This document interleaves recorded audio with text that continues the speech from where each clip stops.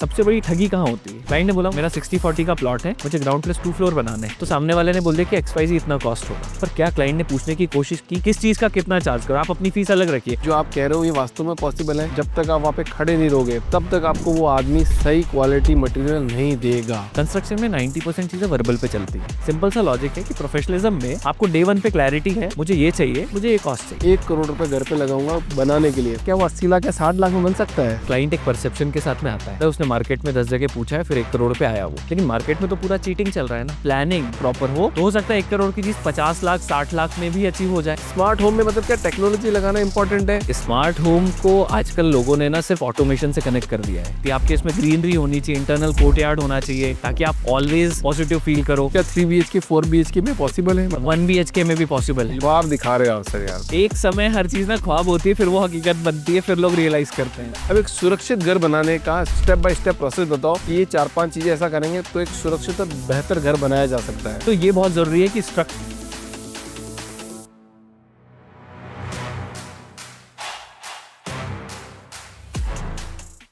तो संकल्प जी, आपका बहुत बहुत स्वागत है द फाउंडर्स ड्रीम के अंदर। आज जिस टॉपिक पे हम बात करने वाले हैं ना, राजस्थान में कहावत है कि शादी करके देख और घर को मान के देख। कि घर बनाएगा तब पता चलेगा कितना पैसा लगता है, क्या होता है। और जिस कंस्ट्रक्शन फील्ड में आप हो, माफ़ कीजिएगा अगर मेरे शब्दों में कुछ गड़बड़ हो जाए तो। कंस्ट्रक्शन वालों को हम देखते हैं कि वो एकदम रॉ रहते हैं, एकदम मतलब कपड़े ऐसे होंगे नॉर्मल से, कंस्ट्रक्शन वर्कर रहेंगे, अपने घर चले जाएंगे, आराम से काम करेंगे। आप एकदम सूट बूट में आए हो कि एकदम वेल ड्रेस्ड, वेल ग्रूम्ड, एकदम सभ्य है। तो क्या यही हकीकत है या वो हकीकत है? यहाँ से शुरुआत करते हैं संकल्प जी हम। सबसे पहले बहुत बहुत धन्यवाद और thank you so much for calling me here. ये बहुत इंटरेस्टिंग चीज पूछी, मेरे से ऐसा क्वेश्चन पहले नहीं पूछा किसी ने। द रियलिटी इज कि कंस्ट्रक्शन होता ग्राउंड पे है, राइट? लेकिन कंस्ट्रक्शन की प्लानिंग यहाँ से लेके ऑफिस से बैठ के लेके ग्राउंड लेवल तक की पूरी आपको करनी होती है, राइट? और ये जो माइंडसेट है लोगों का कि कोई कंस्ट्रक्शन है, कंस्ट्रक्शन की बात आती है तो दिमाग में एक ही वर्ड आता है, ठेकेदार। बस मैं यही पूछने वाला था। ठेकेदार की जो इमेज है कि ये कॉन्ट्रैक्टर है, ठेकेदार है, वो आएगा अपनी चीजें लेके 4 लोगों को लेके और काम शुरू करेगा। इसी ने हमारी पूरी कंस्ट्रक्शन इंडस्ट्री को और कंस्ट्रक्शन इंडस्ट्री से जुड़ा हुआ जो लोगों का ट्रस्ट है, दोनों को बहुत हर्ट किया है थ्रू आउट द ईयर्स। आज की डेट में अगर आप देखो कंस्ट्रक्शन, जैसा आपकी जो राजस्थानी कहावत है, वो बिल्कुल सही है कि दुनिया के 2 मुश्किल काम है सबसे ज़्यादा हिंदुस्तानियों के लिए, एक बेटी की शादी करना, दूसरा घर बनाना। वो इसलिए प्रॉब्लमेटिक है क्योंकि लोगों ने उसको प्रॉब्लमेटिक बना रखा है। सूट बूट पहन के आने का मतलब कुछ नहीं है, सिर्फ ये बताना चाहता हूँ कि प्रोफेशनल लोग भी इस फील्ड में है, जहाँ पे इमेज हम सुधार सके एटलीस्ट, क्योंकि first impression may be the last impression for the people. जब अच्छा दिख रहा है कोई आदमी तो अच्छा काम कर सकता है, ये हमारा परसेप्शन होता ही है। तो इसी परसेप्शन के साथ में हम लोग शुरू किए हैं कि थोड़ा प्रोफेशनलिज्म लाया जाए और एथिक्स और ऑनेस्टी से इस इंडस्ट्री को ऑर्गेनाइज किया जाए। मोदी मोदी जी ने आत्मनिर्भर भारत बना ही दिया आखिर। आज मैं देख ही रहा हूँ मैं इस चीज़ में। अच्छा है ना संकल्प जी, थोड़ा सी मतलब आपके बारे में बताओ मेरे को कि ना आप सिंपल शब्दों में आप करते क्या हो? देखिए, सिंपल शब्दों में अगर मैं बोलूँ तो मैं आपको घर बनाता हूँ, घर बना के मैं दोगे? मकान नहीं देता हूँ आपको। घर का मतलब क्या होता है? घर एक वो चीज़ होती है जहाँ पे आप रह सकते हो, जहाँ आपके इमोशंस होते हैं, जहाँ आपकी फैमिली होती है, जहाँ आपकी यादें जुड़ती हैं, जहाँ आपको सुकून मिलता है। तो मैं आपके लिए सुकून डेवलप करके देता हूँ। उसका क्या मतलब हुआ? शुरुआत की प्लानिंग से लेके हाथ में की हैंडओवर तक, पूरा मैं हेडेक जो रहता है ना वो टेक केयर करता हूँ। तो बेसिकली घर एक बहुत बड़ा शब्द हो जाता है। मकान एक अलग चीज़ है कि ईंट से ब्रिक लगा के आपने एक बिल्डिंग खड़ी कर दी, वो मकान होता है। उसको घर बनाने के लिए आपको वो चीज़ें करनी होती हैं जिससे जो फैमिली बना रही है, उसका सपना पूरा हो कि मुझे यहाँ बैठ के खाना है, मुझे यहाँ सोना है, मुझे यहाँ अपना टाइम एन्जॉय करना है। वो सारी प्लानिंग से लेके एग्ज़ीक्यूशन तक हम लोग सब करते हैं। तो सीधी भाषा में अगर बोलूँ तो हम प्लानिंग से लेके, कंस्ट्रक्शन से लेके, इंटीरियर से लेके, ऑटोमेशन से लेके, एमेनिटीज़ से लेके सपोर्ट तक हुँ। आपके साथ है। मतलब जैसे एलआईसी कहती है ना, ज़िंदगी के साथ भी, ज़िंदगी के बाद भी। हम लोग घर बनाने के साथ भी और घर बनाने के बाद भी। बट संकल्प जी सही-सही बता रहा मतलब आज पॉडकास्ट में आए हो और मैं अपने हर गेस्ट से बात करता हूँ कि अगर मैं मेरे व्यूअर्स को कुछ वैल्यू एडिशन देना दूँ अगर दूँगा तो ही कोई फ़ायदा है, अदरवाइज़ कोई फ़ायदा नहीं है बात करने का हमारे। सही-सही बताना, दिल पे हाथ रख के बताना कि जो आप कह रहे हो ये वास्तव में पॉसिबल है क्योंकि अगर किसी को घर बनाने के लिए दिया तो आपसे पैसे हटने की हमेशा सोचेगा, खराब चीज़ें आपको देगा। आप चाहे फ्लैट ले लो, चाहे विला ले लो, चाहे खुद का कंस्ट्रक्शन बनाओ, जब तक आप वहाँ पे खड़े नहीं रहोगे तब तक आपको वो आदमी सही क्वालिटी मटेरियल नहीं देगा, ये श्योर है। अब आप बताओ कि आप कितने श्योर हो? देखिए क्या होता है ना, इस पॉइंट को अंडरस्टैंड करने के लिए थोड़ा डीप डाइव करना पड़ेगा। ठीक है, करते हैं। लोग कहाँ ठगे जाते हैं, ये समझना बहुत ज़रूरी है। कंस्ट्रक्शन में 90% चीज़ें वर्बल पे चलती हैं। मेरा घर ऐसा है, इतने गज का बनेगा, या इतने स्क्वायर फीट का बनेगा, ये कॉस्ट रहेगा। कुछ होगा अपन देख लेंगे। क्यों देख लेंगे? स प्रोफ़ेशनल और अनप्रोफ़ेशनल के अंतर क्या होते हैं? सिंपल सा लॉजिक है कि प्रोफ़ेशनलिज़्म में you have everything in black and white. आपको डे 1 पे क्लैरिटी है, मुझे ये चाहिए, मुझे ये कॉस्ट चाहिए। सबसे बड़ी ठगी कहाँ होती है? कॉस्ट इंक्रीज़ होती है। हुँ। क्लाइंट ने बोला मुझे मेरा 60-40 का प्लॉट है, मुझे ग्राउंड प्लस 2 फ्लोर बनाने हैं, राइट? अब ग्राउंड प्लस 2 फ्लोर में यहाँ 3 रूम, वहाँ 4 रूम, 4, 5, 7 बीएचके बनाना है। तो सामने वाले ने बोल दिया कि एक्स-वाई-ज़ेड इतना कॉस्ट होगा। पर क्या क्लाइंट ने पूछने की कोशिश की कि इसका ब्रेकअप कहाँ है? अगर आप 1 करोड़ चार्ज कर रहे हो, मुझे इसका पूरा ब्रेकअप चाहिए। किस चीज़ का कितना चार्ज करो? आप अपनी फीस अलग रखिए। अरे कोई भी काम करता है तो अपनी 10-15% फीस कंसल्टिंग की रखता है, काम करने का फीस लेता है। उसके अलावा मुझे ब्रेकअप तो दीजिए आप। ये पूछना तो हक है। फिर वो कौन-सा मटेरियल लगा रहा है, कितना लगा रहा है, लोग क्या बोलते बोल दिया हमने जिंदाल जेएसडब्ल्यू स्टील लगाएँगे, कितनी क्वांटिटी? भाई मुझे कैसे पता? तो अगर आप पहले से दोगे तो क्लाइंट को एटलीस्ट पता है, वो वेरीफाई कर सकता है मार्केट में। पहला है कि अगर आप ब्लैक एंड व्हाइट में चीज़ रखते हो कि आपका घर सर इतने स्क्वायर फीट का, इतने दिन में बनेगा, ये एग्ज़ैक्ट मटेरियल, इतनी क्वांटिटी है, इतना हम यूज़ करेंगे, अगर आप ये एक भी एडवांस लेने से पहले क्लाइंट को देना होता है। हुँ। यहाँ नहीं देते हैं। क्लाइंट क्या बोलता है मुझे कॉन्ट्रैक्टर बोलता है मुझे आप 10 लाख दे दो पहले एडवांस या 20 लाख दे दो, मैं घर शुरू करूँगा। जैसे-जैसे आके सरप्राइज़ देते जाते हैं एंड दैट्स हाउ आप क्योंकि आप बीच में फँस चुके हो ना। सी आप 50 लाख दे चुके हो। 50 लाख में अब या तो आगे जाना है या तो ये लॉस करना है। तो आप सोचोगे यार चलते हैं, चलते हैं, चलते हैं। देन ये ट्रैप बनता जाता है। माई स्काई भारत में मैं बार-बार ये कहता हूँ कि हम कोई रॉकेट साइंस काम नहीं कर रहे हैं। हम ऐसा कोई काम नहीं कर रहे हैं जो टेस्ला या एलन मस्क ने किया है। पर बेसिक चीज़ है, एथिक्स और ऑनेस्टी को ला रहे हैं। उसका क्या मतलब हुआ? मैं अपनी फीस ले रहा हूँ। कंस्ट्रक्शन में anyone is making XYZ profit, लेकिन मैं क्लाइंट्स को डे 1 पे बता के ले रहा हूँ। दूसरा, सबसे बड़ा प्रॉब्लम कंस्ट्रक्शन इंडस्ट्री का है आउटसोर्सिंग। कॉन्ट्रैक्टर नहीं चाहता, हर कॉन्ट्रैक्टर ठगना नहीं चाहता क्लाइंट को, लेकिन कॉन्ट्रैक्टर क्या करता है, ये पानी लिया, ये काम लिया, किसी और को दे दिया। वो भी थर्ड पार्टी को दे वो दो। भी थर्ड पार्टी, लेबर कॉन्ट्रैक्ट दे दिया, ये कर दिया। वो काम नहीं कर रहा है तो इसके पास कोई ऑप्शन नहीं है, क्योंकि ये पैसे लेके खा चुका अपना कमीशन। रिफंड का ऑप्शन नहीं है, वो नहीं कर रहा, तो ये इस चेन को ब्रेक करना बहुत ज़रूरी था। तो हमने क्या डिसाइड किया, हम पूरी की पूरी इन हाउस टीम डेवलप करेंगे। जैसे आपकी पॉडकास्ट की टीम पूरी इन हाउस है ना, ऐसा तो नहीं कि कंटेंट कोई और लिखेगा, वीडियो कोई और बनाएगा, ऐसा तो नहीं होता ना। That's how you are able to control the quality. Similarly ये लाने के बाद तो दिल पे हाथ रख के गीता पे हाथ रख के या जिस पे हाथ रख के बोलो, सच्चाई ये है कि अगर ईमानदारी से किसी बिज़नेस में उतरा जाए, तो उसको ठीक किया जा सकता है। देयर इज़ अ सेइंग कि the boring the job is, the billions you can make into that. And construction is the most boring job in on this planet. और रेसिडेंशियल कंस्ट्रक्शन में तो पूरा मार्केट रॉ पड़ा हुआ है। None of the big player is there. All the big players are in infra, commercial projects. Residential में कोई क्यों नहीं जाना चाहता? क्योंकि लोगों को लगता है छोटा टिकट साइज़ है और क्लाइंट का परेशानी ये वो है। राइट। हम लोग 1 डेढ़ साल में, 2 साल में जो काम किए हैं, जो घर, आई एम टेलिंग यू, लोग अब हमें पैसे के रेफरेंस से ज़्यादा आशीर्वाद देते हैं। आई एम टेलिंग यू कि लोग रेफरेंस से ज़्यादा आशीर्वाद देते हैं। तो मैं बिल्कुल कह सकता हूँ ये बात कि कोई भी चीज़ आप चाहते हो, आप कर सकते हो, और हम वो कर रहे हैं ग्राउंड पे। कितने घर बना दिए आपने आज तक? स्पेसिफिक्स पे जाए तो ऑलमोस्ट 32 घर हम कंप्लीट कर चुके हैं और ऑलमोस्ट 47-48 हमारे ऑनगोइंग है और मोर देन 70 अपकमिंग है। ऐसा बोला जाता है ना कि कंस्ट्रक्शन वर्कर में गुंडागर्दी बहुत ज़्यादा है, ऐसा है? आप फ़ील करते हो अभी आप, क्योंकि आप तो बहुत प्रोफ़ेशनल बात कर रहे हो। मुझे नहीं लगता ऐसा है, ये मिथ्स हैं। कंस्ट्रक्शन में गुंडागर्दी कॉन्ट्रैक्ट लेने तक होती है, वो भी इंफ्रा और उन प्रोजेक्ट्स में होती है। बड़े प्रोजेक्ट में? बड़े प्रोजेक्ट्स में जहाँ पे, और अभी अभी तो बहुत गवर्नमेंट ने बहुत स्पेसिफिक कर दिया तो इतना ज़्यादा नहीं होता है। पर बड़े प्रोजेक्ट में कॉन्ट्रैक्ट लेने के लिए पीपल वर फाइटिंग, ये पहले हुआ होता था, अभी ऐसा नहीं है ज़्यादा।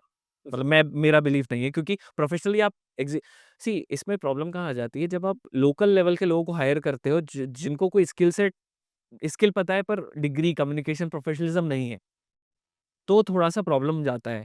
हम लोग क्या करते हैं, सारे इंजीनियर्स को सिविल इंजीनियर की डिग्री चाहिए, that people we hire. Architect है तो architecture from the premium institute, उसकी डिग्री चाहिए। So when you hire a professional team, वो वैसा काम होता है। 1 करोड़ रुपए अगर किसी का बजट है कि भैया मैं 1 करोड़ रुपए घर पे लगाऊँगा बनाने के लिए, तो अगर मैं किसी ठेकेदार के पास जाऊँगा, तो वो मेरे से 1.5 करोड़ रुपए 2 करोड़ तक भी जाएगा, क्योंकि घर बनते आगे पहुँच जाता है। तो क्या वो 1 करोड़ का घर जो बनना था, क्या वो 80 लाख या 60 लाख में बन सकता है? देखिए जो ये घर बनने वाली चीज़ होती है ना, ये क्लाइंट एक परसेप्शन के साथ में आता है कि 1 करोड़ है, उसने मार्केट में 10 जगह पूछा है, फिर 1 करोड़ पे आया वो, राइट? लेकिन मार्केट में तो पूरा चीटिंग चल रहा है ना। Let's understand this part, market में तो पूरा चीटिंग चल रहा है। क्या पता वो घर 50 लाख में ही बन जाएगा? क्या पता 55 लाख में या 60 लाख का होगा, जो कॉन्ट्रैक्टर अपना मार्जिन रख के 1 करोड़ बता रहे हैं। क्योंकि क्लाइंट ने तो उन्हीं कॉन्ट्रैक्टर से बात की है ना, जिन्होंने उसको 1 करोड़, वो 1 करोड़ के तर्क पे पहुँचा कैसे?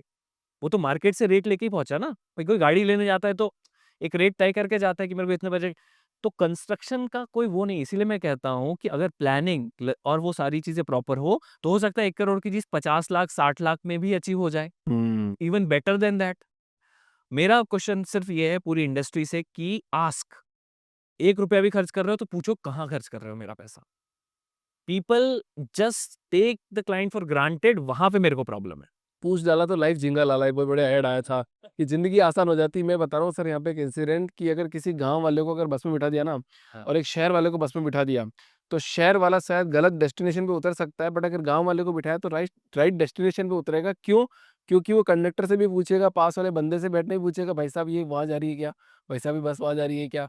सबसे पूछ लेगा और वो राइट डेस्टिनेशन पे उतरेगा। यस। तो हमेशा देखो ये लाइन तो गज़ब की हो गई आज, अगर आपने कोई भी काम कर रहे हो, तो पूछ लो भैया कि भैया इसका कॉस्ट कहाँ जा रहा है, कितने रुपए का है, कहाँ लगेगा, कैसे होगा, व्हाई, व्हेन, हाउ, वो पढ़ा ना डब्ल्यू, वो सारे डब्ल्यू पूछ लो उससे।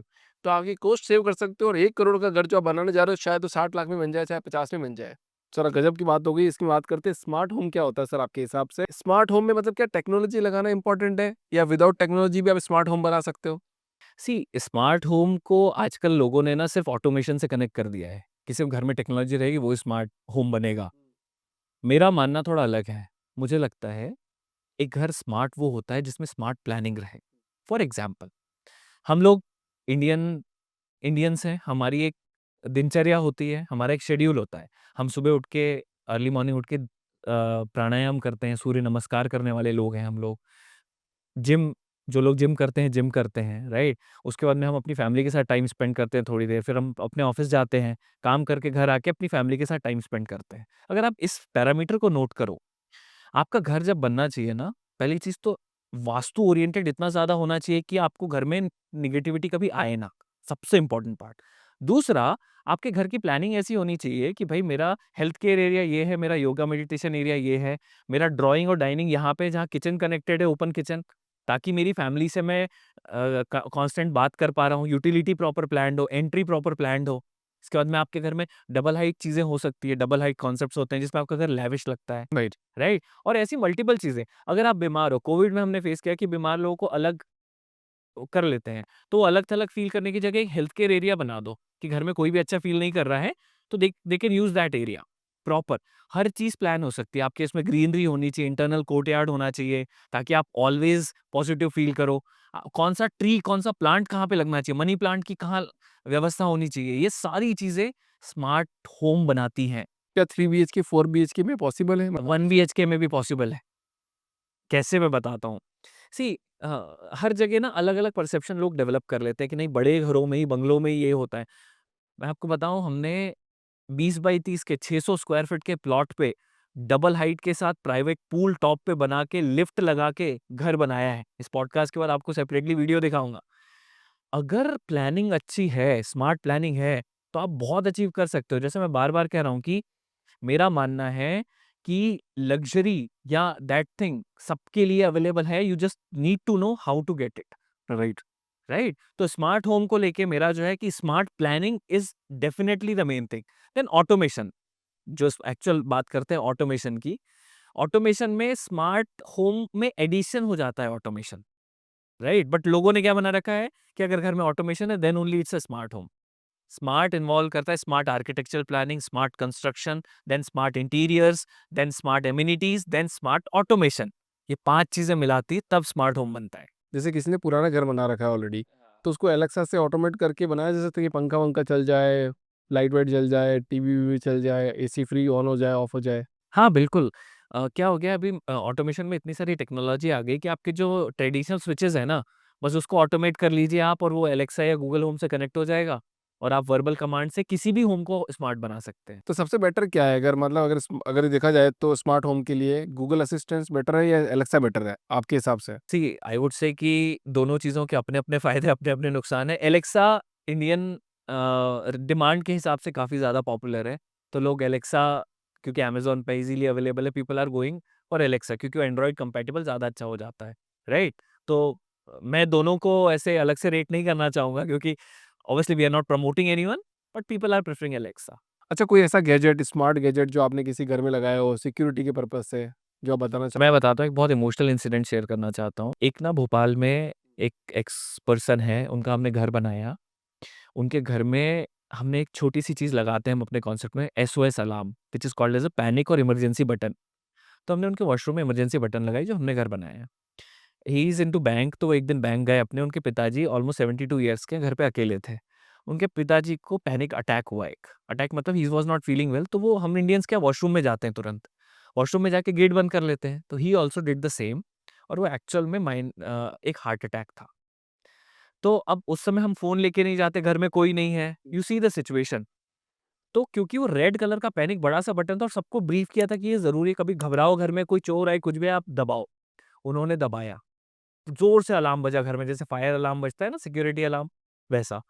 तो बगल वाले घर से उनके जो नेबर्स थे, वो दौड़ के आए, उन्होंने दरवाज़ा जैसे-तैसे खोला, तोड़ा, अंदर आए, बाथरूम तोड़ा। It take them time, but उनको हॉस्पिटल ले गए and we are very proud कि उनकी जान बचाई। Wow! I can't tell you जिस दिन मिस्टर एक्स जो थे जब वो वापस आए he was on my feets कि संकल्प जी मैं ज़िंदगी भर नहीं भूल सकता कि आपने ये हमारे लिए मतलब मेरे पिताजी की जान बची और हमने कभी नहीं ये केस स्टडी के पहले हमें पता भी नहीं था कि ऐसा भी हो सकता है। वी वर जस्ट ट्राइंग कि आम आदमी डिफिकल्टी कहाँ फेस करता है। So this is the definition of actual smartness. Smart gadget जैसे वॉल माउंटिंग सेंसर आते हैं। हुँ। आप घर में लगा लो, चोर उचक्का या कुत्ता, बिल्ली anything will come to your house you will get to know. ये स्मार्ट सेंसर होता है। वाइब्रेशन सेंसर्स होते हैं। आपके घर के विंडोज़ को कोई तोड़ने की कोशिश करे तो आपको नोटिफ़िकेशन आ जाएगा, राइट? वॉव! ये सब है अभी? एआई इनेबल्ड सीसीटीवी कैमरास होते हैं कि एंट्री में अगर ऐसे घर आए हैं जो अभी प्रयागराज के कुंभ में भी यूज हुए थे काउंटिंग ऑफ द पीपल के लिए वो एआई बेस्ड कैमरास होते हैं राइट जो क्या करते हैं आपके घर में कोई अननोन फेस आया तो इट विल नोटिफाई यू कि someone unknown has came technology is taking you somewhere else you just no need to know how to use it gap कहाँ आ रहा है लोग इस गैजेट और ये पैसे इसके स्मार्टनेस के नाम पे लोगों से पैसा ठग रहे हैं ये बहुत पैसा लग जाएगा। बहुत पैसा लग ये जाएगा सोच रहा हूँ कि यार मतलब आप ये बातें करो इतना अगर स्मार्ट बना देंगे तो पैसा 25-30 लाख रुपए तो आप ही ले लोगे। मैं एक स्मार्टनेस की डेफिनेशन देता हूँ आपको, एक फ्लो बताता हूँ कि लेट्स से आपका घर मैंने स्मार्ट बना दिया, जो मैं घर बनाऊँगा। आपकी कार पे एक आरएफआईडी लगाऊँगा, आप जैसे ही घर आओगे, आपका मेन गेट ऑटोमेटिकली खुल जाएगा, राइट? जैसे ही आपकी कार गई, ऑटोमेटिकली बंद हो जाएगा। आप मेन डोर पे गए, आपके आईज़ स्कैनर से आपका गेट ऑटोमेटिकली खुल जाएगा। जैसे ही आप एंटर हुए, इट विल से योर नेम कि वेलकम टू होम। ऑटोमेटिकली आपका पैरामीटर के हिसाब से जो सेट करके रखा है कि आपको एसी चाहिए, नहीं चाहिए, इस टेम्परेचर पे चाहिए, म्यूज़िक अरिजीत के गाने सुनते हो वो ऑटोमेटिकली प्ले हो जाएगा। आपके लिए गीज़र ऑन हो जाएगा बिकॉज़ इट नोज़ कि आपको नहाना है, राइट? फिर जैसे ही आप ये सब होने के बाद आपको बाकी चीज़ें जो कंट्रोल करनी है अपने हिसाब से सेट करके वो हो जाएगा। लाइटिंग इस रूम की माइल्ड हो जाएगी, ये हो जाए वो सारा हो जाएगा। देन आप जब सुबह उठोगे तो it will say you curtain open हो जाएगा आपके रूम का और it's will say good morning. Wow! I can't tell you इस लेवल पे आप स्मार्टनेस डेवलप कर सकते हो इफ यू प्लान प्रॉपर्ली। और दूसरी सबसे बड़ी चीज़, ये ओवरऑल चीज़ जो है ना ये कोई 25 लाख 50 लाख वाली चीज़ नहीं है। If you plan properly 5-10 lakh रुपए में ये सारी चीज़ें हो जाती। But people are cheating here. मैं तो क्या ऑडियंस से बात करता हूँ यार इस बारे में, देखो इतने अच्छे-अच्छे फाउंडर्स आ रहे हैं, आपको पता भी नहीं होगा मतलब द फाउंडर्स ड्रीम, एक सपना लेके चलता है एक आदमी, मतलब ये सर को क्या पड़ी है कि मतलब ये आपका अलार्म सिस्टम लगाए, ये सर को क्या पड़ी कि आपके सीसीटीवी कैमरा लगाए, अनेबल्ड करे, एआई इन्फॉर्मेशन वाला चीज़ें करे, आपको अच्छी-अच्छी चीज़ें प्रोवाइड करे। ये तो आराम से आपको बोल सकते हैं ना कि 25 से 40 लाख रुपए लगेंगे, आप आपका पैसा दो और काम कर लो, काम खत्म हो जाएगा। ये क्यों कर रहे हैं? देखो फाउंडर्स ड्रीम हमने प्लेटफ़ॉर्म बनाया है ना, आप लोगों के लिए बनाया है कि कोई प्रोडक्ट अगर मार्केट में आ रहा है तो उसके पीछे का विज़न क्या है? अगर आप ये लोग नहीं समझोगे कि उसके पीछे आदमी कौन है, करता है क्या है, तो आप फ्रॉड के शिकार से बच जाओगे पहले तो। उस बंदे को देखो, उसकी मानसिकता देखो, वो कैसे काम करता है, क्या विचारधारा रखता है। जब आप उससे कनेक्ट करोगे ना, तब आप उसके प्रोडक्ट में बिलीव कर पाओगे। कोई और पॉडकास्ट देखो नहीं देखो, द फाउंडर्स ड्रीम आपको देखना ही है, कंपल्सरी है 500%। सर एक बात करते हैं, आप इतना डीप डाउन हो गए हो प्रोडक्ट के अंदर क्योंकि आपने इतना बढ़िया प्रोडक्ट बनाया है, चीज़ें आप लोगों के लिए हेल्प भी कर रहे हो। पैसा कमाना तो पड़ेगा ही, ज़िंदगी जीनी है, आपको भी जीनी है, मेरे को भी जीनी है, सब कमाएँगे। बट आप जो काम कर रहे हो दैट इज़ गुड थिंग। अब एक सुरक्षित घर बनाने का स्टेप बाय स्टेप प्रोसेस बताओ कि ये 4-5 चीज़ें ऐसा करेंगे तो एक सुरक्षित और बेहतर घर बनाया जा सकता है। This is the best question I like about it. सुरक्षित वर्ड जो आपने ऐड किया है, ये बहुत ज़रूरी है समझना। लोग जहाँ पे बहुत मिसअंडरस्टैंडिंग कर लेते हैं। हम लोग इंडियंस क्या इमोशंस पे चलते हैं, राइट? हम डेटा और फैक्ट्स पे नहीं चलते हैं, पर घर डेटा और फैक्ट्स पे बनता है। फॉर एग्ज़ाम्पल आपका प्लॉट है, किसी भी जगह पे, राइट? सबसे पहले आपको देखना पड़ेगा कि इस प्लॉट की फेसिंग क्या है? फेसिंग के बाद में आपके प्लॉट का विंड मूवमेंट क्या है? हुँ। मतलब जब कि हवा किस साइड से किस साइड फ्लो करती है? आपके घर का सन मूवमेंट कैसा है? इसलिए ज़रूरी है क्योंकि इससे स्मार्ट आर्किटेक्चरल प्लानिंग हो पाएगी कि 2 बजे दोपहर में आपको अगर इस साइड पे मैंने बड़ा-सा काँच का डोर दे दिया तो आपको पूरा घर गरम हो जाएगा। It will not feel good. तो पहला स्टेप है ये इवैल्यूएशन करना। दूसरा आपकी सॉइल टेस्ट करना, आपकी सॉइल की स्ट्रेंथ को पता करना। हुँ। क्यों ज़रूरी है? सॉइल की स्ट्रेंथ पता नहीं होगी तो फाउंडेशन स्ट्रॉन्ग कैसे बनेगी? कई जगह पे लूज़ सॉइल होती है, लूज़ सॉइल में घर नीचे धँस जाते हैं, आपने देखे होंगे बहुत सारे। सर भूकंप आ गया ना म्यांमार में, गिर गए अगर वहाँ पे तो एक वीडियो वायरल हो रहा है उसमें लिखा आ रहा है कि अगर अगर टेक्नोलॉजी नहीं होती तो वो बिल्डिंग गिर जाती खतरा वाली। बाकी जिस-जिस में प्लानिंग नहीं है सब बिल्डिंगें गिर गई। यही, उसी पे मैं आ रहा हूँ। तो सॉइल टेस्ट बहुत ज़रूरी है, उससे स्ट्रेंथ पता चलती है, एक एसबीसी रिपोर्ट आती है, उससे पता चलता है स्ट्रक्चर कैसे बनना है। अब जब स्ट्रक्चर बनता है तो 2 चीज़ें बहुत इम्पोर्टेंट है, स्ट्रक्चर अर्थक्वेक प्रूफ होना ही चाहिए। अर्थक्वेक प्रूफ और नॉर्मल स्ट्रक्चर में डिफरेंस सिर्फ ये होता है कि अर्थक्वेक आने के बाद में साइट हैंडल हो जाती है, अर्थक्वेक को ट्रेमर को ले लेती है और गिरती नहीं है। खर्चा 2-3 लाख रुपए ज़्यादा लगता है, स्टील 2-3 लाख रुपए का ज़्यादा लगता है, इसलिए कॉन्ट्रैक्टर नहीं देता है आपको। दूसरा, आपका घर अगर G+1 बन रहा है, G+2 बन रहा है, तो 1 एंड हाफ फ्लोर का एक्स्ट्रा स्ट्रक्चर आपको मिलना चाहिए। कल को फ्यूचर में आप 1 and half floor extra expand कर पाओ तो आप you should be able to do it. ये लोग नहीं करते हैं, इसमें 3-4 लोग लाख रुपए बच जाते हैं। मैं फैक्ट पे बात कर रहा हूँ। तो ये बहुत ज़रूरी है कि स्ट्रक्चर अर्थक्वेक प्रूफ हो और 1 and half floor extra afford करे, ये हम बाय डिफ़ॉल्ट करते हैं। फिर आपका जब ये हो गया, आर्किटेक्चरल प्लान बन गया, क्लाइंट के साथ डिस्कस हो गया, फिर ग्राउंड लेवल पे मार्किंग होती है, सर्वे मार्किंग कहते हैं, मशीन से जैसे आपने देखा रोड के सर्वेज़ होते हैं, मैनुअल मार्किंग नहीं होनी चाहिए। सर्वे से डेटा ओरिएंटेड कितना डिग्री कहाँ-कहाँ, फिर उसके हिसाब से मार्किंग पॉइंट्स बनते हैं कि यहाँ एक कॉलम आएगा, यहाँ एक कॉलम आएगा, वो होता है। उसके बाद में जेसीबी आती है, आपके लिए एक्सकेवेट करती है, मतलब फाउंडेशन खोदी। फिर आपके लिए पीसीसी करती है, फिर कॉलम खड़े होते हैं, फिर आपका प्लिंथ बनता है। प्लिंथ में बैकफिलिंग होती है सॉइल की, उसको कंसोलिडेट किया जाता है, मतलब स्ट्रेंथ देके मजबूत किया जाता है। लोग ये भी नहीं करते। टर्माइट ट्रीटमेंट होना बहुत ज़रूरी है घर में एंटी टर्माइट के लिए। एंटी टर्माइट ट्रीटमेंट ज़रूरी है क्योंकि घर में वो नहीं आना चाहिए, टर्माइट नहीं प्रॉब्लम हो टर्माइट क्या होता है? दीमक, दीमक का बहुत बड़ा प्रॉब्लम होता है। दीमक, कीड़े, बाकी कुछ भी इंसेक्ट ये घरों में ज़्यादा होता है मतलब जो ज़मीन वाले घर होते हैं उसमें ज़्यादा होता है, फ्लैट्स में नहीं होता है। फ्लैट्स में नहीं होता। फ्लैट्स में भी लेकिन ये लोग बाय डिफ़ॉल्ट करते हैं ग्राउंड फ्लोर पे करना ही पड़ता है। तो कोई भी इंसेक्ट आ सकता है, सिर्फ़ दीमक नहीं, वो ट्रीटमेंट ज़रूरी है। उसके बाद में आप कॉलम खड़ा करते हो, फिर आप स्लैब डालते हो, ऊपर का छत। तो फ्रेम स्ट्रक्चर बनाना बहुत ज़रूरी है। फ्रेम स्ट्रक्चर का मतलब क्या हुआ, आपके घर का वज़न ईंटों पे नहीं आ रहा है, आपके घर का वज़न आ रहा है कॉलम और बीम पे। ये बहुत ज़रूरी है। कल को आप वॉल तोड़ दो तो आपका घर नहीं गिरेगा। स्लैब डाला, फिर ऊपर गए स्लैब डाला, अपनी ड्राइंग के साथ में ब्रिकवर्क शुरू किया। ब्रिकवर्क के बाद में आपने प्लास्टरिंग किया, फिर पेंटिंग होती है, 6 कोट पेंटिंग होती है फिनिशिंग्स के लिए। साथ-साथ में आपका टाइलिंग का वर्क शुरू हो जाता है, फिर इलेक्ट्रिकल, प्लम्बिंग, ये क्या मल्टीपल टीम साथ में काम करती है। टाइलिंग फिनिश हुई उसके बाद में उसके टाइलिंग के पहले एक इम्पोर्टेंट चीज़ है, प्रेशर टेस्ट होना बहुत ज़रूरी है। सी घर के 2 ही प्रॉब्लम है, एक क्रैक और एक सीपेज। अननेसेसरी और अनड्यूलेशन वाली स्ट्रेंथ वाला फाउंडेशन बनाने से क्रैक आते हैं और प्रेशर टेस्ट ना होने की वजह से सीपेज आता है। कि इंटरनल लोग क्या करते हैं, बाहर फैंसी आइटम लगा देते हैं, इंटरनल में कुछ भी घटिया आइटम लगा देते हैं। वहां पे पानी कंटिन्यूस रिसता रहता है और सीपेज आता है। सबसे बड़ी प्रॉब्लम है। सबसे बड़ी प्रॉब्लम, तो उसका प्रेशर टेस्ट होना बहुत जरूरी है टाइलिंग के पहले। फिर आप टाइलिंग लगा दीजिए प्रेशर टेस्ट के बाद में, then painting, finishing, and then elevation, and then complete. ये हो गया आपका एकदम बेस्ट घर बनाने का एंड तरीका। टू एंड कंप्लीट हो जाता है फिर। सबसे बढ़िया बात इसमें तो भूकंप रोधी बनना चाहिए, बहुत सुरक्षा इंपॉर्टेंट है। मुझसे लोग पूछते हैं बैंगलोर में आके कि सर आप भूकंप अर्थक्वेक प्रूफ मत बनाइए, थोड़ा पैसा कम कर दीजिए। यहाँ पे बैंगलोर में तो वो नहीं आता आ है। गए तो किसी दिन। मैंने कहा कोविड आया करता था क्या 2019 2020 के पहले? तो बोले नहीं। मैंने कहा आ गया ना। और कोविड अब हमने देखा ही है कैसा है। It's a natural disaster, anything anything can come any time. और देखो ना कितना, मतलब मैं तो आज वो अप्रिशिएट करता हूँ उन इंजीनियर्स को कि जिन्होंने ये बिल्डिंग बनाई, जिन्होंने ऐसा काम कर दिया कि वो बिल्डिंग ही नहीं गिरेगी। मतलब 50 100 100 200 200 माला की बिल्डिंग नहीं गिर रही भूकंप में। वो आज की रेट में फाउंडर जिसने बनाई होगी वो कितना खुश होगा। और सोचिए, खर्चा बिल्डिंग का अगर 10 रुपए खर्चा है ना, तो उसने बस 50 पैसे एक्स्ट्रा लगाए होंगे। वो 50 पैसे बचाने के लिए आज कितने लोगों का नुकसान होता है, आप सोचिए। ये मैं समझाना चाहता हूँ। ये चीटिंग मत करिए आप लोगों से। मैं बस इस मुहिम के खिलाफ हूँ कि आप क्लाइंट को बताइए, चीटिंग मत करिए। अच्छा, क्वेश्चन आ जाता है कि क्लाइंट क्लाइंट पूछेगा तो हम बता देंगे। क्लाइंट को क्या पता है यार? उसको नहीं पता, कुछ भी नहीं पता उसको। कुछ भी नहीं पता ना। आपको सब बताना पड़ेगा। हाउ कैन यू एक्सपेक्ट कि उसको सब कुछ पता होगा? He is non technical person, तभी तो आपके पास आया, नहीं तो खुद नहीं बना लेता क्या? अच्छा, ये ना आजकल ये नई-नई ब्रिक्स मैं देख रहा हूँ, मतलब पहले तो लाल ईंटें होती थी, फिर व्हाइट कलर की बड़ी ईंटें आई है, तो दोनों में से बेस्ट कौन है? मतलब सी बेस्ट का रिकमेंडेशन ना, कंस्ट्रक्शन इज अ फील्ड जहाँ पे रेगुलर अपडेट और अपग्रेड्स होते रहते हैं, राइट? तो जब आप बेस्ट की बात करते हैं तो दोनों अपनी अपनी जगह पे बेस्ट है। ऐसा किसी का नहीं है। अभी भी बहुत सारे लोग रेड ब्रिक्स ही से ही बनाते हैं, क्योंकि रेड ब्रिक्स में क्या होता है, लोग temperature little bit here and there, जैसे ब्लॉक से आप घर बनाएंगे तो टेम्परेचर आधा डिग्री कुछ खास फर्क नहीं पड़ता है।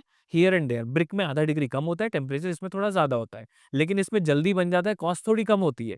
एसी ब्लॉक्स वगैरह जो सॉलिड ब्लॉक्स आप यूज करते हैं ना, उसमें फिर अब तो कंस्ट्रक्शन में माइवन कंस्ट्रक्शन आ गए हैं, प्री फैब कंस्ट्रक्शंस आ गए हैं, अब तो बहुत सारी चीजें आ गई है।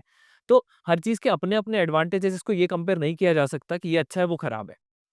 जैसे तरीके से आप बनाओ, घर स्ट्रेंथ में बेस्ट होना चाहिए बस। अच्छा, तो ये आजकल लोहे के सरिये प्लस वो फाइबर के सरिये भी डालने लग गए, तो फिर लोहे का लगाएँ कि फाइबर का सरिया लगाएँ? मैंने जैसा बोला कि अपनी-अपनी चॉइस और अपनी-अपनी जगह पे आपको ये मेज़र करना पड़ेगा कि घर कहाँ पे कैसा बन रहा है।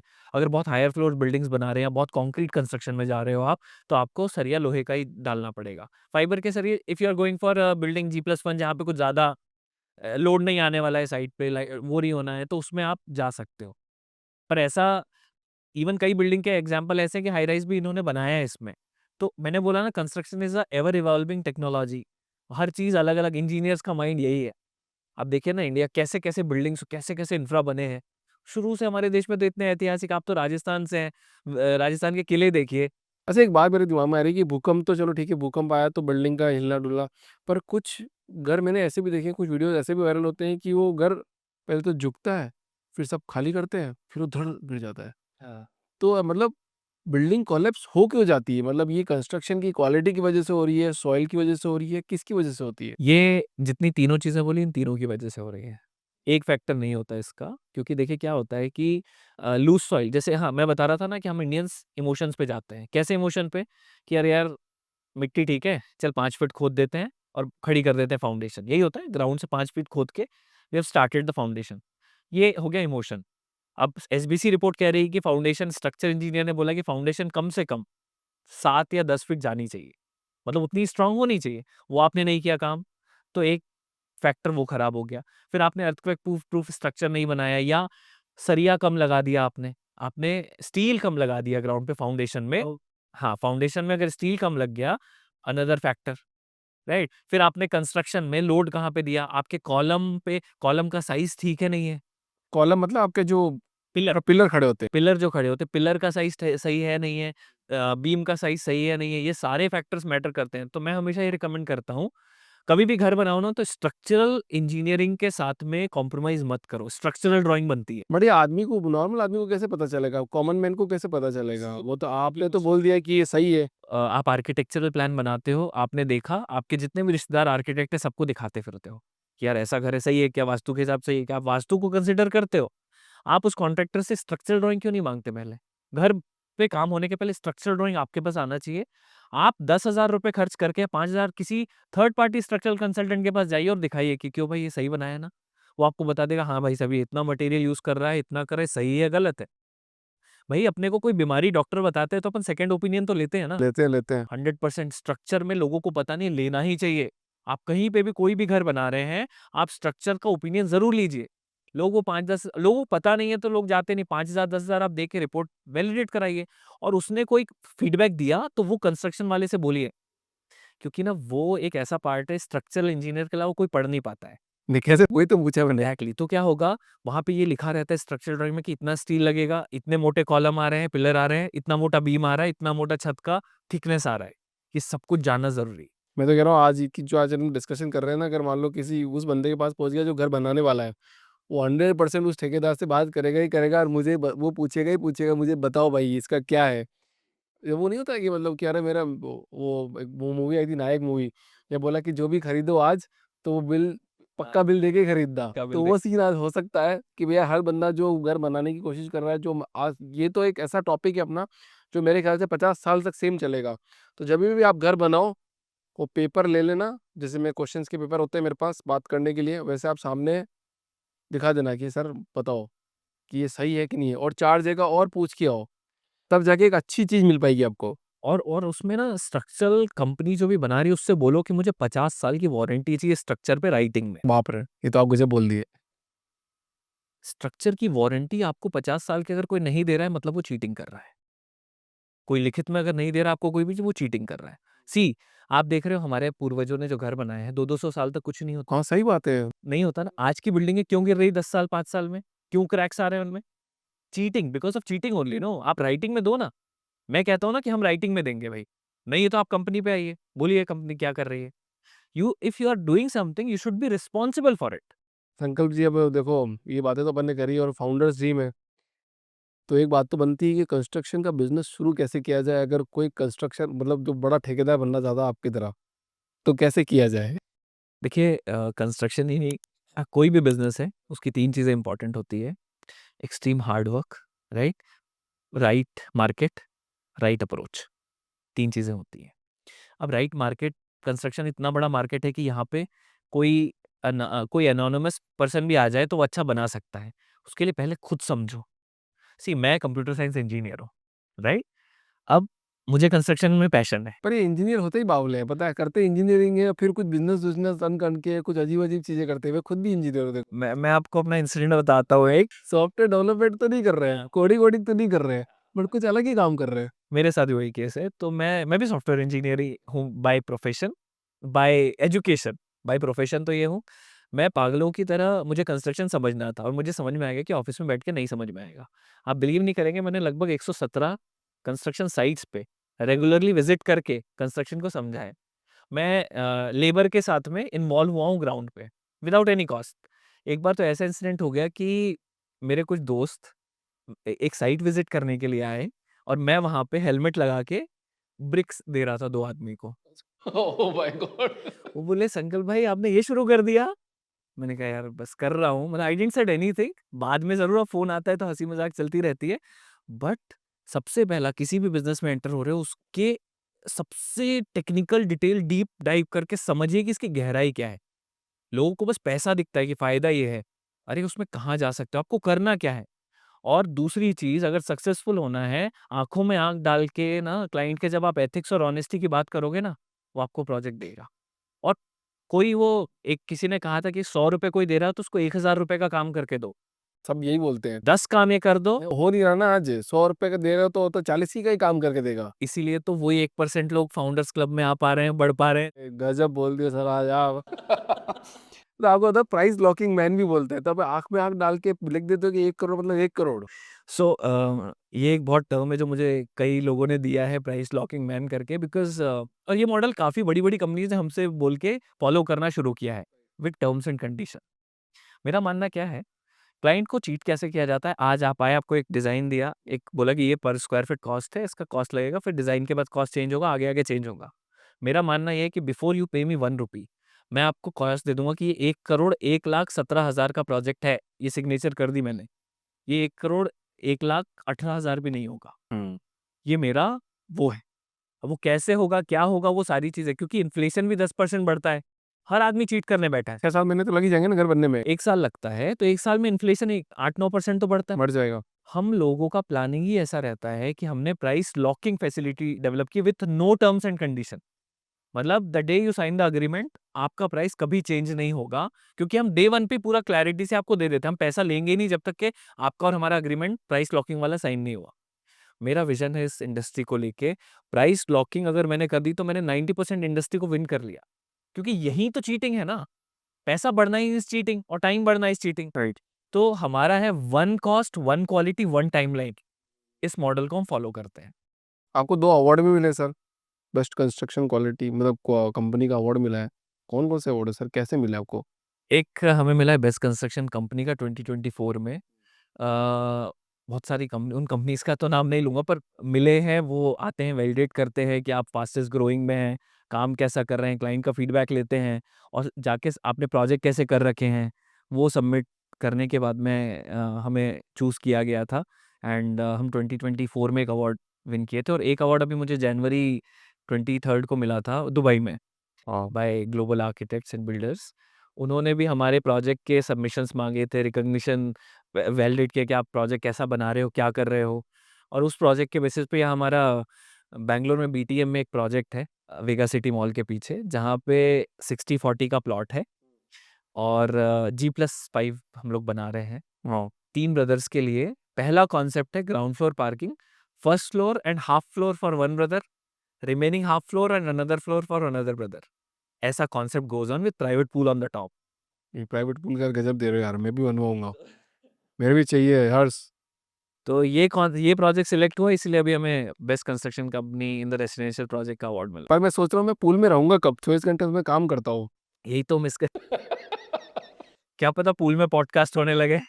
और वैसी बिल्डिंग बनाएंगे जो गिरे नहीं, क्या पता फिर गिरते गिरते जैसे भूकंप भूकंप आए तो पॉडकास्ट उसी में। वो तो बहुत ज़रूरी। अच्छा सर बताओ, माई स्काई भारत में अगर कोई आपके पास आता है, एक मिडिल क्लास आदमी जो घर बनाना चाहता है, उसका एक मतलब 30 बाय 40 का एक प्लॉट है, उस पर घर बनाना चाहता है, तो मिनिमम बजट क्या हो सकता है? सी, जैसा मैंने बोला कि अगर 30 बाई 40 का वो ग्राउंड प्लस 2 फ्लोर बना रहा है, तो उसका घर जो है 40 से 50 लाख रुपए में मैक्सिमम, लेविश इंटीरियर्स के साथ में, ऑटोमेशन के साथ, एमिनिटीज के साथ और सपोर्ट के साथ में बन सकता 40-50 लाख में पूरा बन जाएगा कंप्लीट? है आराम से।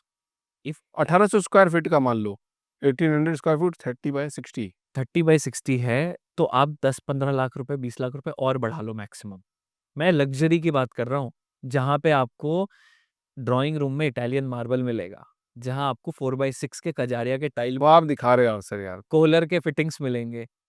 सो एक समय हर चीज़ ना ख्वाब होती है, फिर वो हकीकत बनती है, फिर लोग रियलाइज़ करते कितना पैसा लगेगा? 60-70 लाख रुपए? 60-70 लाख के आसपास आप मतलब बढ़िया एकदम लेविश बना सकते हो। हैं। जी, बहुत अच्छे से बना सकते हैं। वो खुद भी बना सकते हैं अगर वो डीप डाइव करें। आपने पर स्क्वायर फीट का पैसा दिया, पूछो तो, कहाँ मेरा कितना पैसा जा रहा है मुझे बताइए। ऐसे कुछ आइडिया है कि इंडिया में कितने घर होंगे जो मतलब ये 1 करोड़ वाले घर होंगे, जो 1 करोड़ का कंस्ट्रक्शन किए हैं? कितने घर होंगे इंडिया में लगभग? ये मोदी जी तो बोलते ही है कि 60-70 लाख लोग ही टैक्स पेयर इंडिया में, ऐसा कोई डेटा बताते हैं। हाँ, हाँ। तो देखिए, वो गवर्नमेंट का और वो टैक्स वाला तो फिगर अलग हो जाता है। ठीक है। लेकिन अगर इसका एग्ज़ैक्ट नंबर मेरे पास नहीं है, बट मैं बता रहा हूँ कि सबसे बड़ा मार्केट सेगमेंट ही है। सी, मिडल क्लास जो है ना, मिडल क्लास अपनी थोड़ी-सी औकात के बाहर जाके घर बनाता है। थोड़ा-सा अपनी औकात के बाहर जाके गाड़ी खरीदता है और थोड़ा-सा अपनी औकात के बाहर जाके बेटी की शादी करता है। चाहे लोन लेना पड़े, रिश्तेदारों से लेना पड़े, ये करना पड़े। तो 1 करोड़ का जो मार्केट है, अगर हम 150 करोड़ लोग हैं, जहाँ पे अगर 90 करोड़, 100 करोड़ परिवार है मान के चलिए, 70 करोड़ परिवार होंगे। 70 करोड़ परिवार है हमारे पास में, 70 करोड़ में से ये डेटा कम से कम मेरे ख्याल से 30-35 करोड़ का होगा, बाप रे! मिडल क्लास का। और जो बना रहे हैं या बनाना चाहते हैं या बनवाएँगे, सब मिला के। तो इतना बड़ा मार्केट। अच्छा, ये लेबर क्लास भी होती है राइट? जिनको मतलब डेली वेजेस पे बुलाया जाता है, बट हमने तो सुना है, मतलब ऐसा आप बोलते हो कि आप उनको सैलरी पे हायर करते हो। कंस्ट्रक्शन का सबसे बड़ा प्रॉब्लम पता है क्या है? 3 प्रॉब्लम है। कॉस्ट एस्केलेशन, टाइमलाइन एस्केलेशन और पुअर क्वालिटी, राइट? कॉस्ट के बारे में आपको बता चुका हूँ कि प्राइस लॉकिंग से हमने कॉस्ट कंट्रोल कर लिया। अब टाइमलाइन और क्वालिटी इंपॉर्टेंट है। हमने मार्केट में देखा कि लोग क्या करते हैं, प्रोजेक्ट ले लेते हैं, आउटसोर्स कर देते हैं, लेबर कॉन्ट्रैक्ट को करते चलता है। वो वहाँ पे पुअर क्वालिटी हो जाती है, बिकॉज़ कौन लेबर है, क्या है, हमें नहीं पता। हमने क्या मॉडल डिसाइड किया कि हम आउटसोर्स नहीं करेंगे, ज़ीरो आउटसोर्सिंग पॉलिसी हमने बनाई। आज की डेट में लेबर हमारा डेली वेज पे है। अब सामने वाला भी तो वेज पे रख के दे रहा है ना, कहीं न कहीं से वो भी करा रहा है। हमने कहा हम खुद करेंगे। हुँ। हमने लेबर को हायर करने का पहले सोचा तो लोगों ने बहुत, मेरी टीम ने ही अपोज़ किया कि सर आप गलत कर रहे हो, ये प्रॉब्लमैटिक है, आपको नहीं इन्वॉल्व होना चाहिए। मैंने कहा जब सामने वाला मैनेज कर सकता है तो आप क्यों नहीं करना चाहते हो? लेबर को करने से क्वालिटी इंक्रीज़ हुई, क्योंकि लेबर को पता है कि माई स्काई भारत क्या चाहता है। स्किल सिखाया उनको, वही हमारे लिए काम कर रहे हैं। दूसरा, लेबर डेली वेजेस का प्रॉब्लम ये है, बेचारों को पूरे दिन का पैसा नहीं मिलता। कमीशन एजेंट बीच में से पैसा खा जाते हैं, जैसे मोदी जी ने शुरू किया ना भई हर अकाउंट में पैसा जाना चाहिए। हमने लेबर का नर्व पकड़ा। हमने बोला कि भई हम तुम्हें डायरेक्ट पैसा हर संडे को देंगे, पूरा पैसा तुम्हें मिलेगा। आज हमारी ये परिस्थिति है कि लेबर हमको छोड़ना नहीं चाहता है। लेबर को डर है कि हम निकाल ना दें, तो हमारे लिए डबल एफर्ट डालता है, क्वालिटी के साथ काम लाता है, क्योंकि उसको पता है ना, इतनी जेन्युइन और ईमानदार कंस्ट्रक्शन कंपनी मुझे नहीं मिलेगी। यार संकल्प जी, एक बात बताओ यार मेरे को ना, देखो मैं कुछ दिनों में से मैं सोच रहा था और बाय गॉड मैं ये सोच रहा था कि ना एक घर बनाया, एक बिल्डिंग बनाई, ये बिल्डिंग बनी हुई है। कितना बड़ा भरोसा है किसी एक आदमी का कि एक लेबर बंदे से हमने घर बनवाया और उसमें हमको इतना भरोसा है कि उसने कोई गड़बड़ नहीं की होगी और हम इसमें उस भरोसे के साथ रह रहे हैं कि ये बिल्डिंग गिरेगी नहीं। आप सोच सकते हो मैंने क्या बात बोली अभी? समझ गया।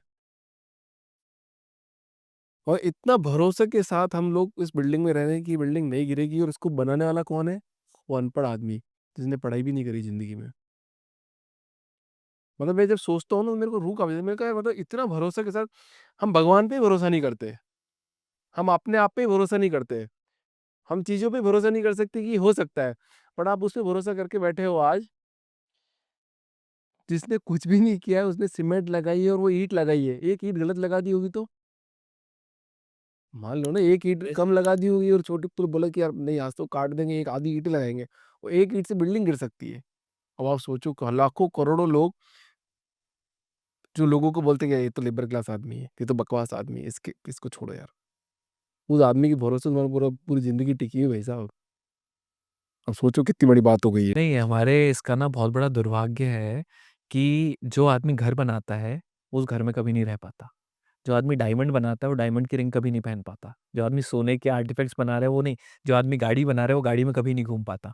हम लोग ना इमोशनलेस हो गए हैं उस कैटेगरी के लोगों को लेके, जो हमने लेबर क्लास बना दिया है ना, we all are labours to someone. सही बात है, एब्सोल्युटली। सब लेबर्स हैं, आप ये नहीं कह सकते वो लेबर क्ला मैं बोल रहा हूँ उनके इमोशंस को ध्यान रखो। आप बिलीव नहीं करोगे, हमारे पास जो लेबर आते हैं ना, कई पहले शुरू-शुरू में ट्रस्ट नहीं होता था। कई बार हमारे भी पेमेंट के स्ट्रगल्स होते थे, तो बात करना पड़ता था।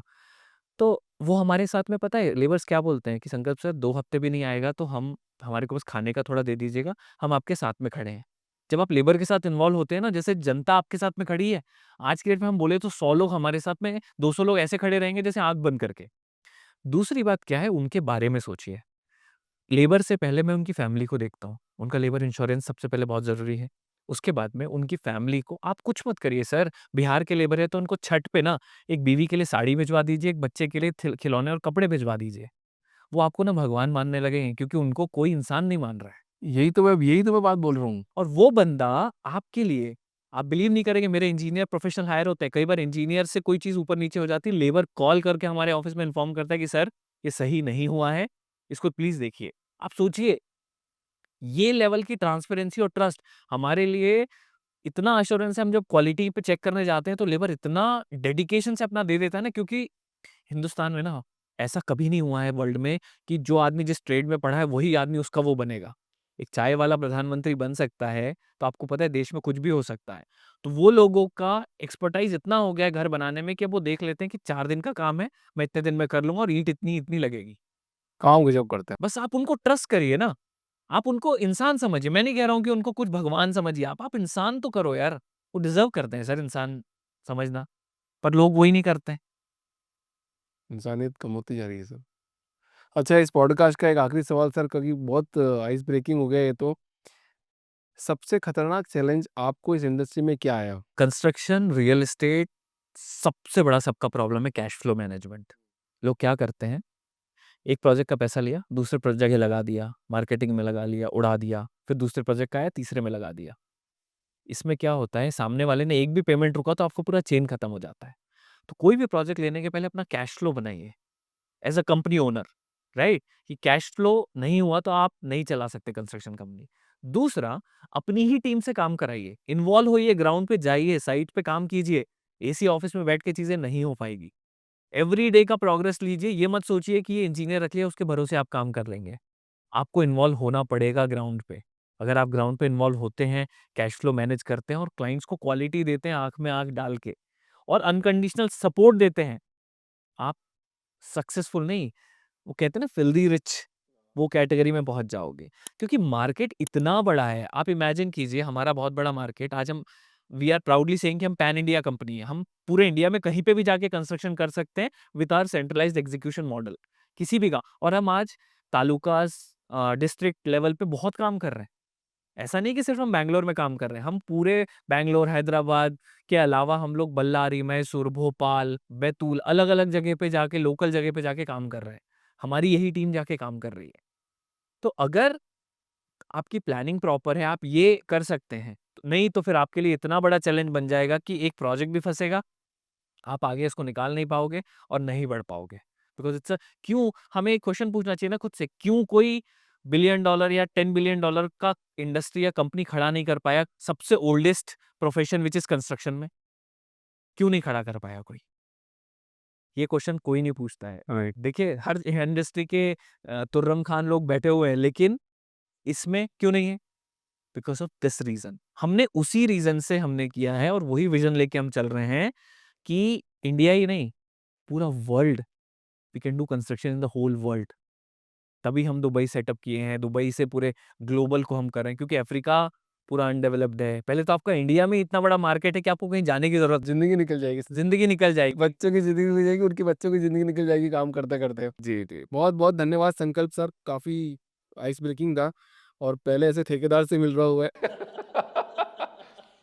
Thank you so much sir, because पहले तो डर ही लगता था कि ठेकेदारों से बात की जाए, नहीं की जाए, कैसे बात करेंगे, क्या बात करेंगे? तो आप बहुत sir thank you so much for coming in this show और मेरी भी आज आपने आँखें खोल दी काफ़ी चीज़ों में। तो thank you so much for doing a very good job क्योंकि मैंने जैसा बताया कि बिल्डिंग आपके भरोसे है। आप ऐसे घर बनाते रहिए, लाखों करोड़ों घर बनाते रहिए, लोगों की सेवा करते रहिए, आपको भी मिले, लोगों को मिले। तो thank you so much sir, काफ़ी enjoyable. Thank you so much to you and your team. आप लोग बहुत अच्छा कर रहे हैं। सब personal feedback from my side and definitely suit boot में ठेकेदार देखा है तो सिर्फ दिखने के लिए नहीं, हम काम भी वैसा कर रहे हैं। Thank you so much sir, thank you. बहुत बढ़िया था, थैंक यू।